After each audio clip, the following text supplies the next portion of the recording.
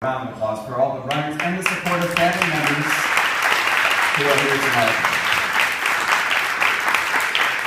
Really, thank you so much for all that you do. I just want to take a quick poll here. Who are the first-time marathoners in the room tonight? And how about first-time New York City marathoners? All right, so I'm going to say, I haven't run any other marathon other than New York, but New York is the greatest city on earth, so it's probably a little bit different than other marathons you may have run. You may be experiencing some nerves. I remember the night before I ran the marathon, I couldn't eat anything. I hardly slept. I set probably 6 different alarms and didn't need any of them. And don't forget to set your clocks an hour, what is it, back? Okay, an hour back. I don't know why they do that on marathon night. Anyway, The thing was, I was very nervous, but I didn't realize until after I finished running the marathon that I didn't really need to be nervous. All of the hard work came leading up to the marathon. It was the dedication and the commitment that all of you have put into training for this marathon that was the hardest part. And tomorrow is a celebration of all the hard work that you've put in. Not only a celebration of the work that you've put in, but a celebration of your commitment towards the cause that is Autism Speaks, and trying to call attention to the challenges that the autism community is facing. And so every mile you pass tomorrow, every step that you take is a celebration. Enjoy every minute of it because although it might be painful while you're running, the second it's over, you're going to miss it. It was just a phenomenal experience for me, and I wish you all a phenomenal experience tomorrow. So I'm here to talk a little bit about science. I'm going to give you the science pep talk. I'm going to tell you why Autism Speaks runs the marathon that we do, in terms of trying to help our community overcome the challenges that they face related to scientific discovery. So at Autism Speaks, I will start by saying the marathon that we run comes down to our mission, and our mission is to change the future for all who struggle with autism spectrum disorders. The finish line for us looks like a world where suffering due to autism no longer exists. And what Autism Speaks Science Department does is we try to accelerate the pace of science. So in a way, accelerating the pace of how we run our marathon by enabling research into the causes of autism, better ways to detect autism, treatments for autism, and we do this across the lifespan. So we're not just talking about how autism affects children, but we're creating opportunities for adults. We're creating a more inclusive society for anybody with autism and their family members. That is our mission. That is our finish line. I can give you 2.5 million reasons why we do what we do, and maybe why you run the marathon. And right now, we know in the US that 1 in 88 children, at least, are affected by autism. That number may be higher, it may be as high as 1 in 50. We're seeing some research suggesting that. But with those numbers, we're talking about at least 2.5 million individuals in our country alone, and maybe 70 million individuals around the world who are suffering with autism. This is the public health crisis that is autism, and one of the reasons why we do what we do. And the trend has been increasing. I mentioned that today it's 1 in 88, tomorrow it might be 1 in 50. A few years from now it might be higher than that. We just don't know why and what's causing this increase in prevalence, but it's alarming. This is something that we are very committed to trying to understand and trying to overcome. And as prevalence rises, so do the costs of autism. So we know that autism costs society $137 billion a year. That's with a B.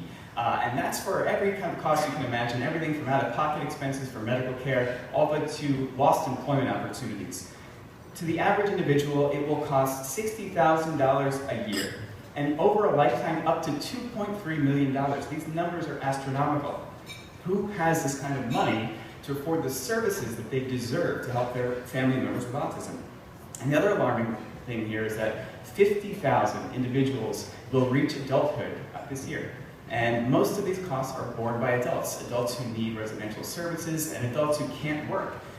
These are some of the challenges that we're trying to overcome as a group at Autism Speaks. And with you guys running the marathon, you'll help us achieve some of these goals, help overcome some of these challenges.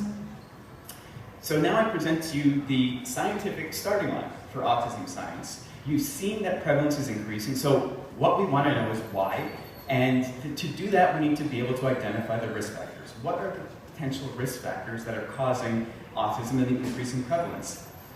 How can we stop this trend of increasing prevalence? Well, one way is to be able to diagnose it and to treat it earlier. The next question is about how can we help those who are affected by autism today? There are treatments out there that are effective, so we need to get those treatments into the hands of families today, sooner, and in a more accessible fashion. And then how can we better treat those that are affected? So our goal there is to develop new treatments and supports that reach across the lifespan for our affected family members. Just as every step you take tomorrow in the marathon is an accomplishment and a celebration, we are making strides towards reaching our goal at Autism Speaks. We've been able to help fund research that's identifying the genetic and environmental risk factors that might be leading to the increase in autism prevalence.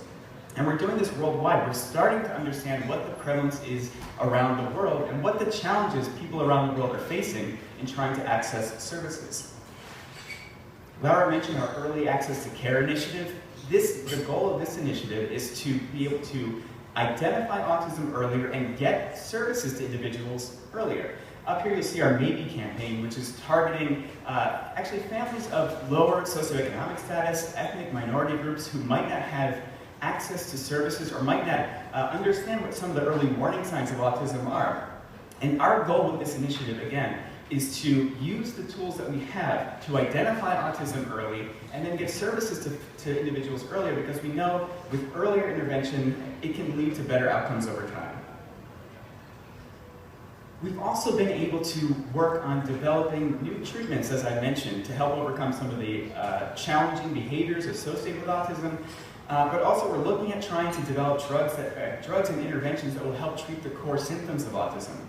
This is some of how we call bringing science from bench to bedside. The idea here is how do we translate what we learn with scientific research into real-world solutions, into actual interventions that families can use to help treat their loved ones. And we're making strides in this area as well.